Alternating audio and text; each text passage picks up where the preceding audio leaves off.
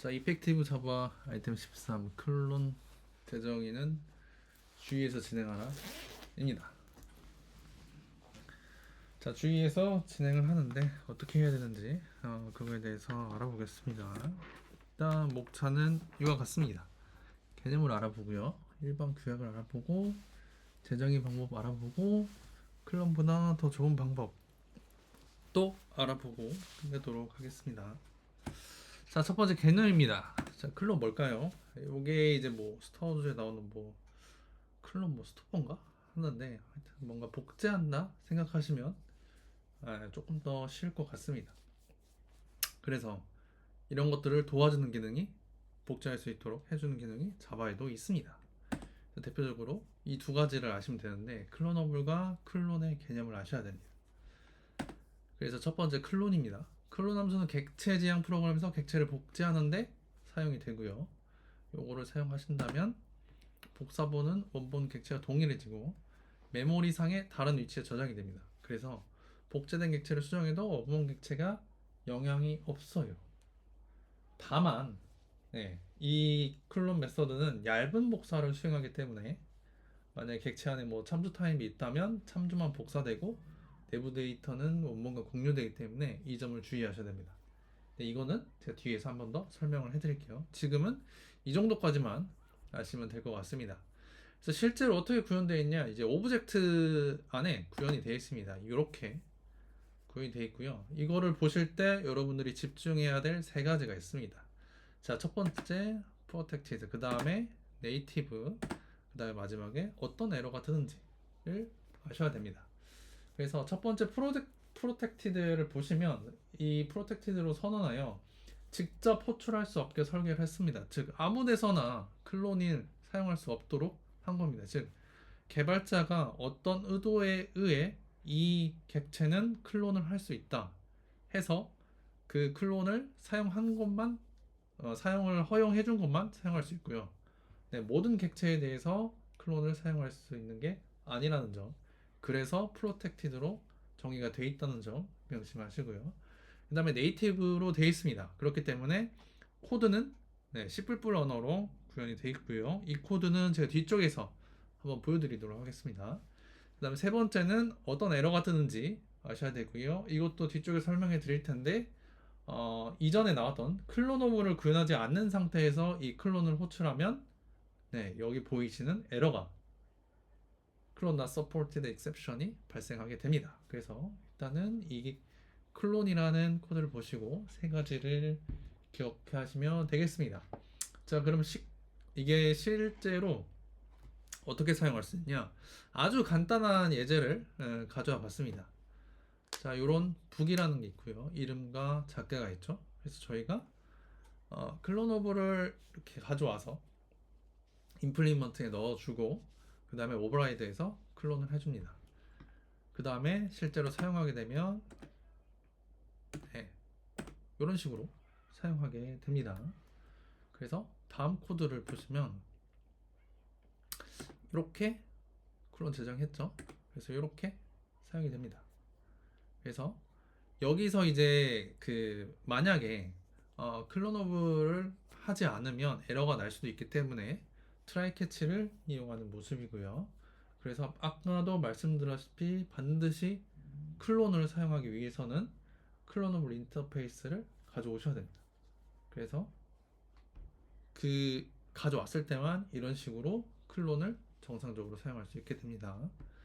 자, 그래서 그 다음으로 넘어가 보겠습니다. 그럼 이제 설명 안 해드린 게 하나 있죠? 여기 클로너블입니다. 이거에 대해서 이제부터 알아보도록 하겠습니다. 이게 뭐냐? 클론 메서드를 사용한 객체는 클로너블 인터페이스로 구현을 해줘야 된다고요.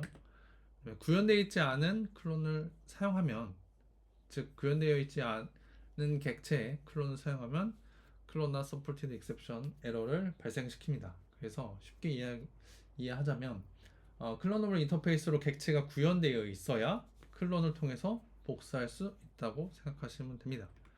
실제로는 이렇게 생겼고 아무런 메서드도 없습니다.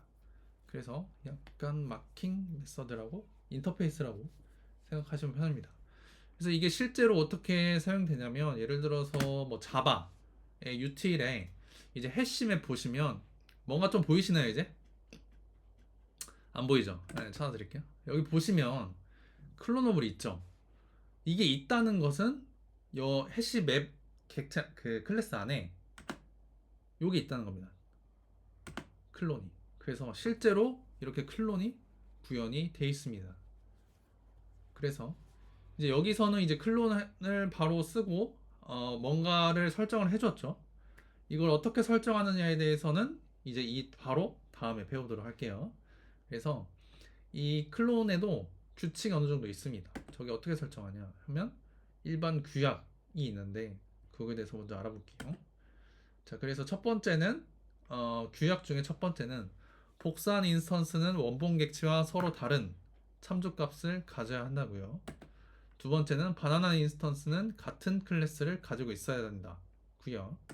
세 번째는 원본 객체와 복사한 객체는 논리적으로 동치해야 한답니다.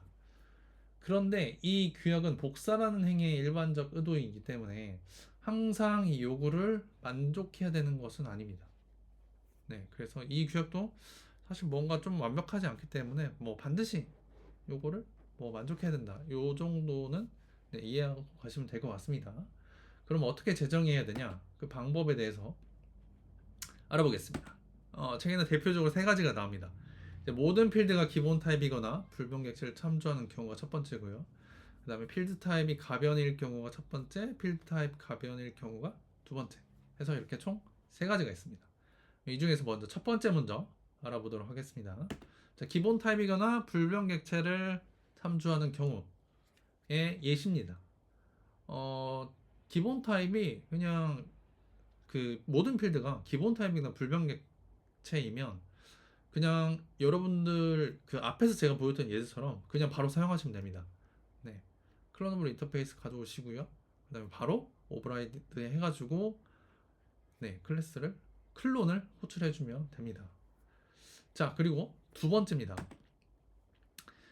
필드가 가변 타입일 경우입니다. 예를 들어서 이제 여기 보시면 빨간색으로 이제 엘리멘트라고 되어 있는데 이 부분 자세히 보셔야 됩니다. 좀 이따 뒷부분에 또 나옵니다. 여기서는 이제 오브젝트 배열인데 일단은 가정을 스트링이 들어간다고 가정을 해볼게요.